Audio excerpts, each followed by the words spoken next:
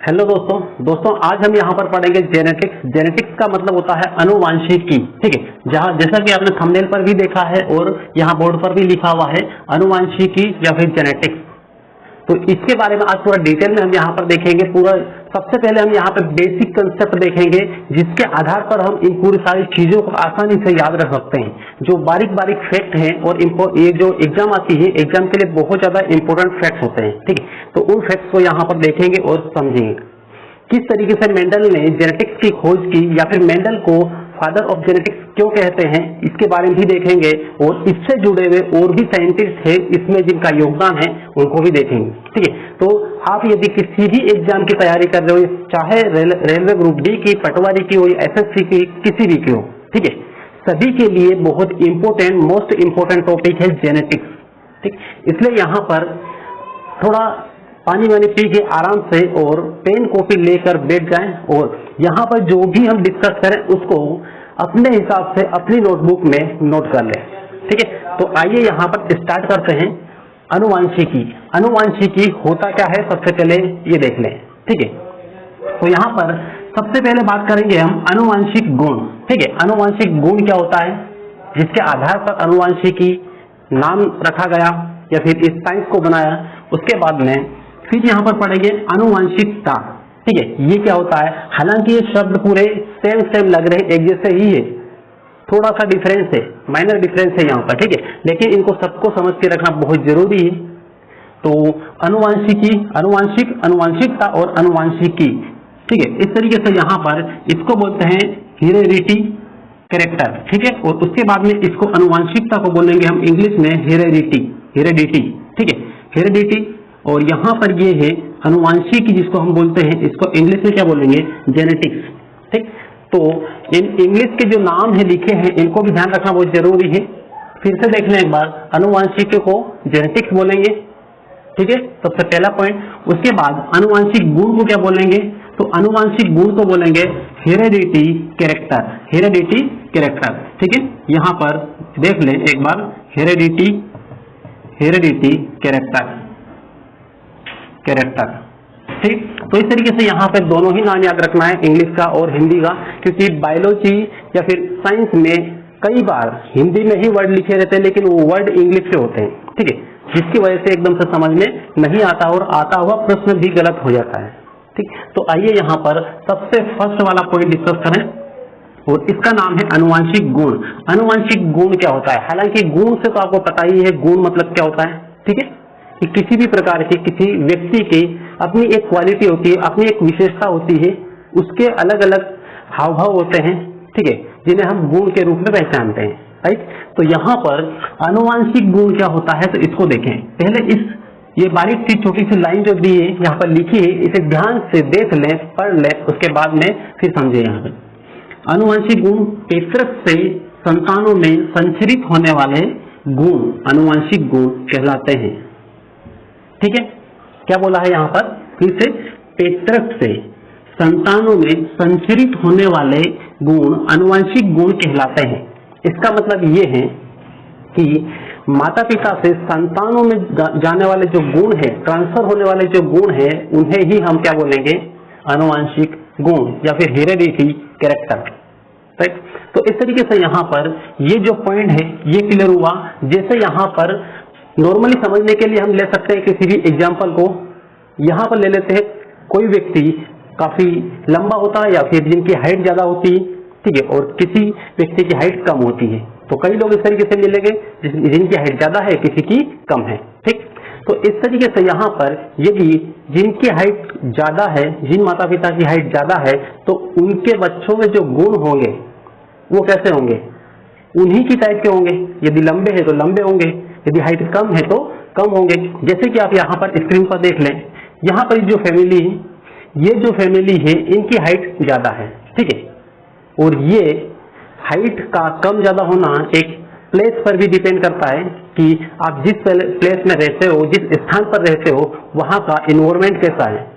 ठीक है, for example ले लें ऑस्ट्रेलिया या फिर अमेरिका, वहां का इन्वायरमेंट अलग है और इंडिया का इन्वायरमेंट अलग है। राइट, तो वहां का इन्वायरमेंट जैसा है उस तरीके की यदि हम बात करें, तो वहां के जो लोगों की जो हाइट है वो थोड़ी सी इंडिया के कंपैरिजन में ज्यादा है। ठीक है, जो फॉरेनर आते हैं इंडिया में उनको देखते हैं तो उनकी हाइट काफी ज्यादा होती है कंपैरिजन टू इंडिया के लोगों के इससे। हालांकि इंडिया में हर किसी व्यक्ति की हाइट कोई फिक्स नहीं है। ठीक है, किसी की कम है, किसी की ज्यादा है, मतलब यहाँ पे मिश्रित रूप है। जैसे इंडिया की जो इकोनॉमी है ये कैसी मिश्रित इकोनॉमी है। ठीक, इसी टाइप से यहाँ पर हर किसी की हाइट, हर किसी के गुण भी अलग अलग होते हैं। ये दिखने में हो सकते हैं, आकार में हो सकते हैं, हाइट में हो सकते हैं, या फिर उनके बोलने की जो कला है उसमें हो सकते हैं अलग अलग गुण। तो इस तरीके से यहाँ पे ये गुण की बात हुई। अब इसके बाद में फिर हम यहाँ पर बात करते हैं अनुवांशिकता। ठीक है, अनुवांशिकता अब क्या है? ठीक है, तो यहाँ पर ये तो सिंपल गुणों के बारे में बात हुई, जो माता पिता के गुण है, यदि वो संतानों में संचरित होने वाले जो गुण होते हैं वो गुण अनुवांशिक गुण कहलाते हैं। राइट, अब यहाँ पर अनुवांशिकता ये क्या होता है? अब इसमें क्या होता है, इसमें पूरी पीढ़ी लेते हैं। ठीक है, इसमें केवल माता पिता की बात करी थी, इसमें पीढ़ी दर पीढ़ी बात होती है। ठीक है, तो देखो यहाँ पर अनुवांशिकता एक पीढ़ी से दूसरी पीढ़ी में मूल गुणों का संचरण अनुवांशिकता कहलाता है। ठीक है, ये एक पीढ़ी है और यहाँ पे ये दूसरी पीढ़ी है। तो यहाँ पर जो एक पीढ़ी है ये मान लो माता पिता है। ठीक है, माता पिता, और यहाँ पर दूसरे हैं, ये बच्चे हैं इनके। ठीक है, ये है, और यहाँ से फिर तीसरी पीढ़ी में जो गुण आगे ट्रांसफर होंगे, यहाँ पे अगली पीढ़ी आएगी, मतलब फर्स्ट, ठीक है, सेकेंड और ये थर्ड पीढ़ी। तो इस तरीके से एक पीढ़ी से दूसरी पीढ़ी में मूल गुणों का संचरण अनुवांशिकता कहलाता है। अब मूल गुण क्या होता है? तो यहाँ पर मान लो से कि जो माता पिता है उनकी संतान लगभग दिखने में, आकार में लगभग उनके जैसी ही होगी, मतलब मूल गुण वहां पर ट्रांसफर हुए हैं। ठीक है, लेकिन इनकी जो संतान है यहाँ पर, ये जो बच्चे हैं, इनकी जब शादी वादी होगी तो इनके जो बच्चे होंगे वो जरूरी नहीं है कि इनके जैसे ही हो। इनके बच्चे इनके लगभग बराबर और थोड़ा सा परिवर्तन आ जाएगा। ठीक है, तो इस तरीके से यहां पर जो बच्चे होंगे, ये बच्चे, इनके गुण इससे पूरी तरीके से नहीं मिलेंगे। ठीक है, यहाँ पे परिवर्तन आ जाएगा, मतलब हर एक पीढ़ी में थोड़ा थोड़ा करके परिवर्तन आएगा, और एक टाइम ऐसा आता है कि वो पीढ़ी ही अलग हो जाती है, मतलब पूरा परिवर्तन हो जाता है। ठीक है, तो इस तरीके से पीढ़ी दर पीढ़ी जो मूल गुण होता है उन गुणों का संचरण या फिर ट्रांसफर होना क्या कहलाता है? अनुवांशिकता कहलाता है। राइट, तो ये हुआ है अनुवांशिकता। सिंपल बोले तो इस डायग्राम को थोड़ा सा ध्यान रखना। ठीक है, यहां से गुण गए यहाँ पर, यहां से गुण ट्रांसफर यहाँ पर, ये क्या है? 3 पीढ़ियां हैं।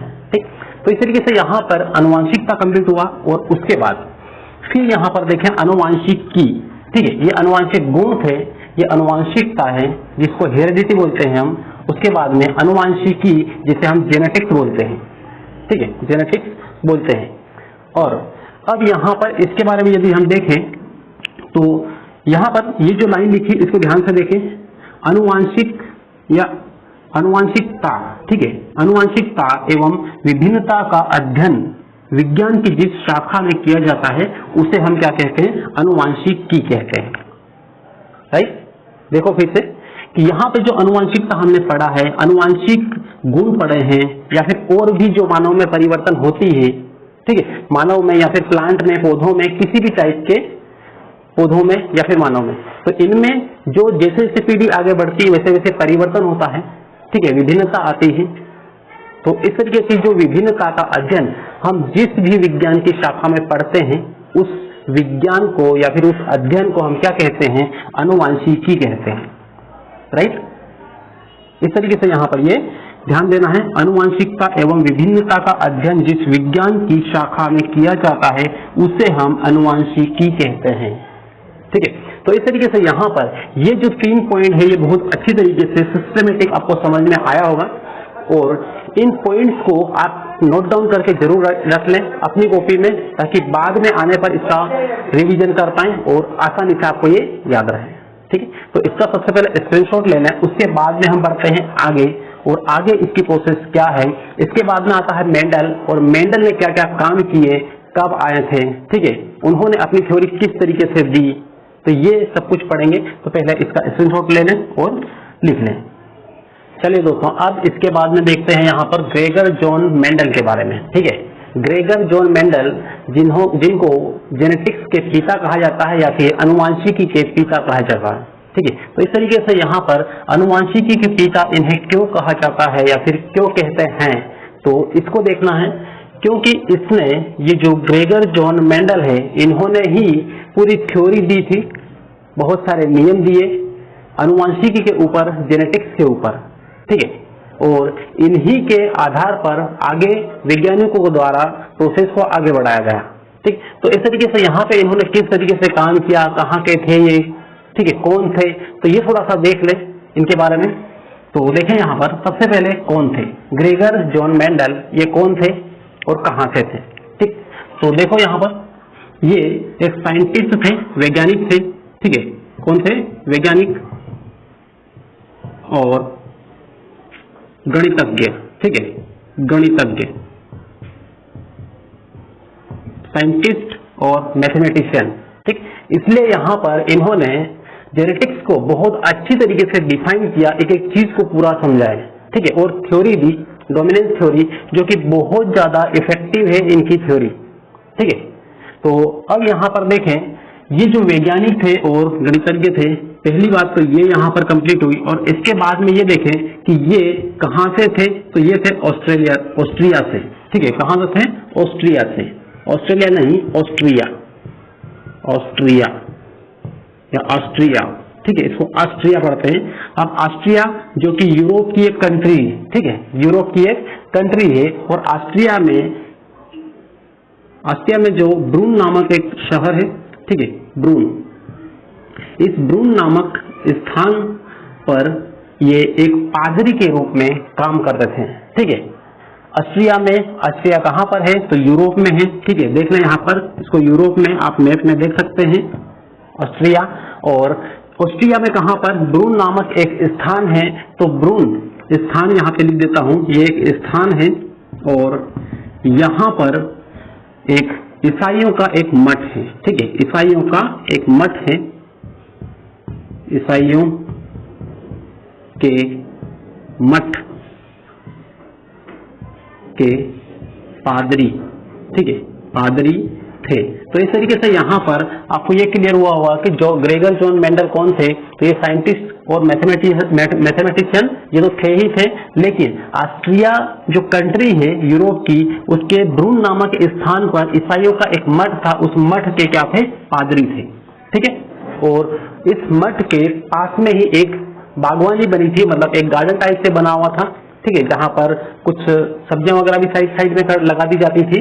तो वहां पर उस बागवानी की फसलों को देखा और वहां से एक मटर के पौधे को लेकर उन्होंने पूरा एक्सपेरिमेंट किया, ठीक है, अलग अलग पौधों को लेकर एक्सपेरिमेंट किया। और उन एक्सपेरिमेंट के बाद में, करने के बाद में जो निष्कर्ष निकाला वो उन्होंने एक थ्योरी के रूप में दिया, ठीक है। और इन सारे निष्कर्षों को मिला के या फिर इनके पूरे जो अध्ययन को मिला के हम क्या बोलते हैं, जेनेटिक्स बोलते हैं। और वो किसने दिया, ग्रेगर जॉन मेंडल ने, जिन्हें केवल मेंडल के नाम से ही जानते हैं, ठीक है, मेंडल ही पढ़ते हैं नॉर्मली। तो इस तरीके से यहाँ पर इनके बारे में ये बेसिक कंप्लीट हुआ। अब इसके बाद में फिर यहाँ पर देखें तो इनके कार्य की बात कर लें, ठीक है, इन्होंने अपना कार्य किस तरीके से आगे बढ़ाया और कैसे अपने निष्कर्ष तक पहुंचे, क्या इनको सफलता मिल पाई या नहीं मिल पाई, इसको भी देखेंगे।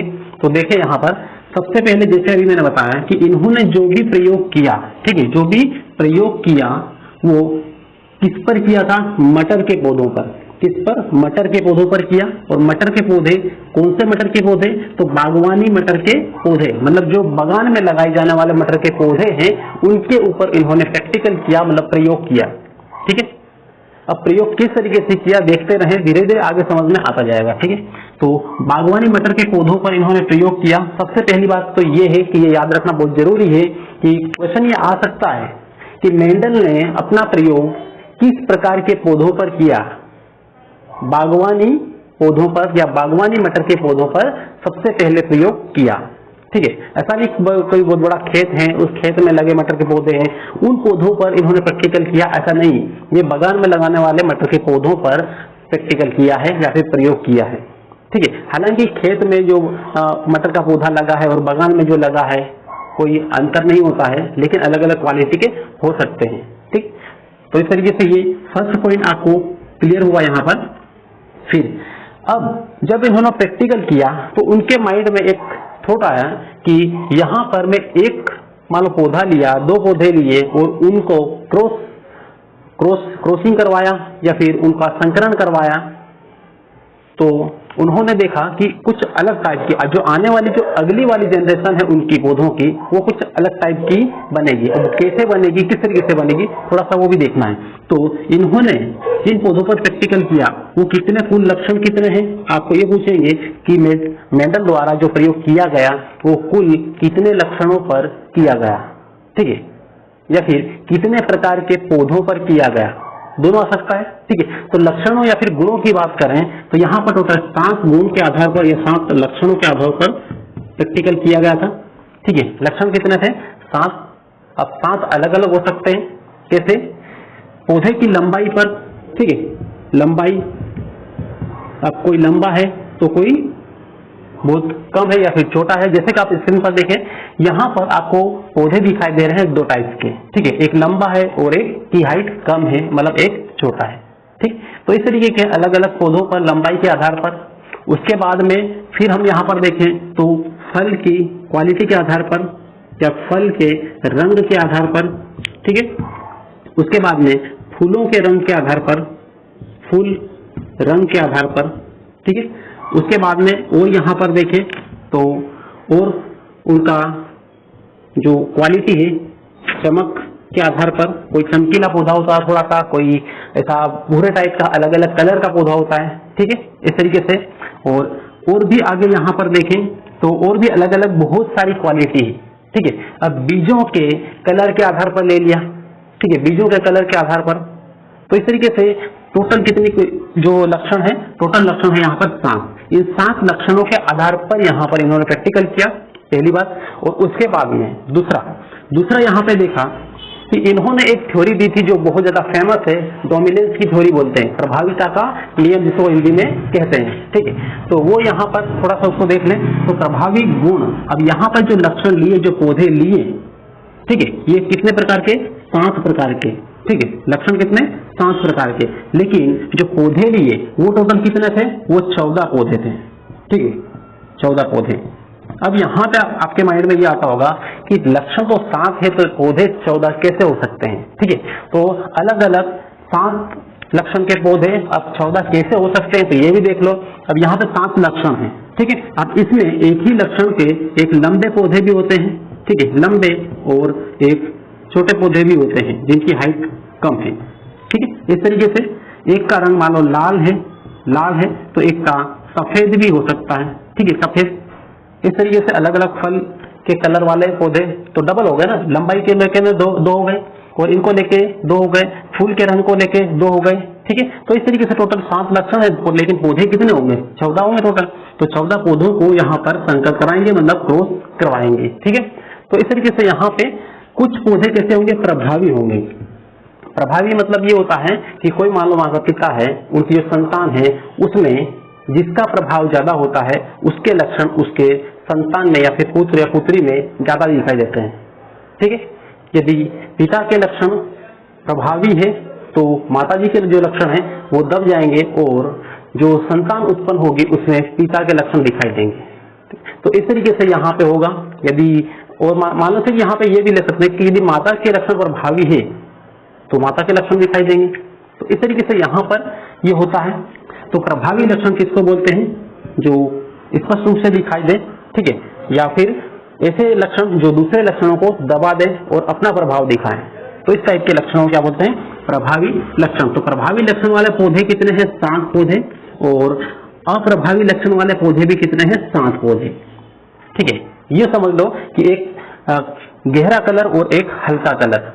ठीक है, तो गहरा कलर थोड़ा ज्यादा प्रभावी होता है और एक हल्का कलर थोड़ा कम प्रभावी होता है। इस रूप में देख सकते हैं, ये इंसान में देख सकते हैं, जानवर में देख सकते हैं, पेड़ पौधों में देख सकते हैं। हर किसी में ये प्रभावी लक्षण और अप्रभावी लक्षण देख सकते हैं। ये पौधों को लेकर केवल प्रैक्टिकल ये किया गया, लेकिन यही प्रैक्टिकल मानव के ऊपर भी किया गया और सभी का लक्षण लगभग वैसे ही आपको मिलेगा। मतलब एक ही तरीका है जिससे लक्षण को हम देख सकते हैं। ठीक है, ये तो ये मेंडल का पूरा प्रयोग था। तो प्रभावी अप्रभावी हुआ और इन दोनों को हम मिला देंगे तो यहाँ पर कितने पौधे हो जाएंगे? 14 पौधे यहाँ पर हो जाएंगे। राइट, तो ये कंप्लीट हुआ ग्रेगर जॉन मेंडल। अब यहाँ पे बात एक ये है कि इन्होंने मटर के पौधे के ऊपर ही प्रैक्टिकल या प्रयोग क्यों किया?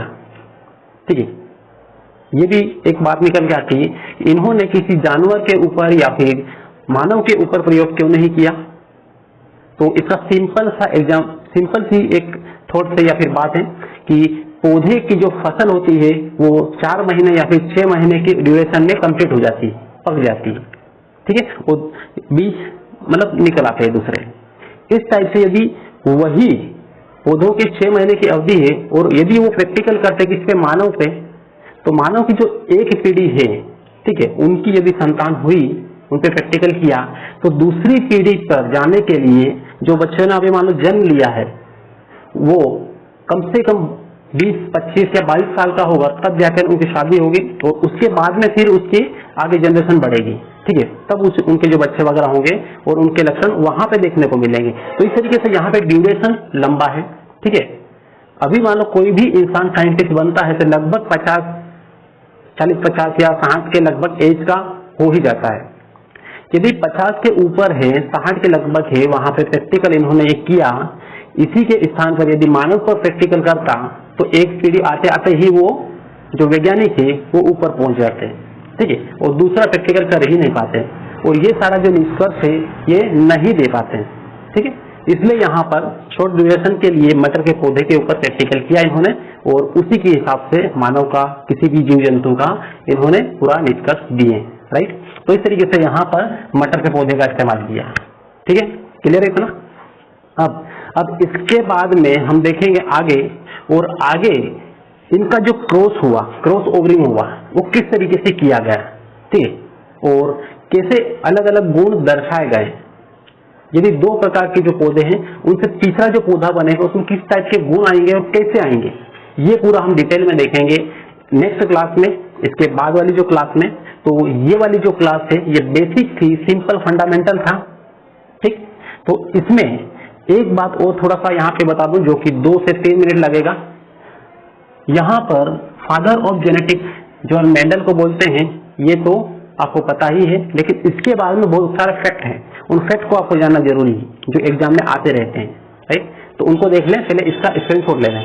चलिए, अब इसके बाद में कुछ फैक्ट यहाँ पे लिखे हैं जो काफी इंपोर्टेंट है, इनको थोड़ा सा देख लें ध्यान से और हो सके तो अपनी कॉपी में नोट डाउन कर ले इसे। ठीक है, तो देखें सबसे पहला यहाँ पर गैमेट शुद्धता का सिद्धांत किसने दिया? गैमेट शुद्धता, तो ये जो सिद्धांत है ये किसने दिया था? ये मेंडल ने ही दिया था। ठीक है, जिनके द्वारा जो सिद्धांत दिया गया था, कौन सा? डोमिनेंस का सिद्धांत। ठीक है, इन्होंने ही यहाँ पर ये दिया था गैमेट शुद्धता का सिद्धांत। उसके बाद में दूसरा क्या है? दूसरा है आधुनिक अनुवांशिकता सिद्धांत। ये किसने दिया? आधुनिक अनुवांशिकता सिद्धांत ये दिया था यहाँ पर P.H. मॉर्गन ने। केवल यहाँ पर मॉर्गन याद रखना है। ठीक है, सिर्फ मॉर्गन याद रखो तो आपको आ जाएगा, आंसर याद रह जाएगा, आधुनिक अनुवांशिकता सिद्धांत। अब इसके बाद कृत्रिम जीन संश्लेषण, ये किसने दिया था? कृत्रिम जीन संश्लेषण, तो ये यहाँ पर दिया था हरगोविंद खुराना ने, जो कि एक इंडियन है, भारतीय है। ठीक है, अब बाकी जितने भी यहाँ पर है ये सारे के सारे फॉरेनर है, मतलब विदेशी वैज्ञानिक है। ठीक है, इंडिया के केवल एक ही है जो कि हरगोविंद खुराना है यहाँ पर, इन सब में जितने यहाँ पर ये लिखे हैं। तो कृत्रिम जीन संश्लेषण का हरगोविंद खुराना ने दिया था। इन्होंने ये भी बताया कि जेनेटिकली मॉडिफाइड फसल किस टाइप की होती है या कैसे जेनेटिकली मॉडिफाइड किया जा सकता है। ठीक है, तो इस तरीके से उन पर उन्होंने पूरी थ्योरी दी। उसके बाद जेनेटिक्स शब्द जो है ये किसने दिया था? जेनेटिक्स शब्द ये वाटसन ने दिया था। राइट, और उसके बाद में जीन शब्द का इस्तेमाल सबसे पहले किसने किया था या किसने दिया था? तो जोहानसन ने दिया था। ठीक है, और फिर हार्मोन शब्द की बात करें तो हार्मोन शब्द यहाँ पर किसने दिया था? तो ये बेलिस स्टार्लिंग ने दिया था, बेलिस स्टार्लिंग। और यहाँ पर लास्ट है 7वां, एक जीन एक एंजाइम, ये किसने दिया था? तो बीडल टेटम ने दिया था। किसने? बीडल टेटम ने दिया था। तो इस तरीके से यहाँ पर ये क्लास पूरी कंप्लीट होती है और इसके बाद में आगे हम पूरा डिटेल में देखेंगे इसके आगे का पार्ट, ठीक है। लेकिन लास्ट में यदि आप चैनल पे नए हो, चैनल को सब्सक्राइब कर लें, बेल आइकन जरूर दबा लें और जितना ज्यादा हो सके अपने फ्रेंड्स तक शेयर करें। मिलते हैं नेक्स्ट क्लास में, तब तक के लिए बेस्ट ऑफ लक।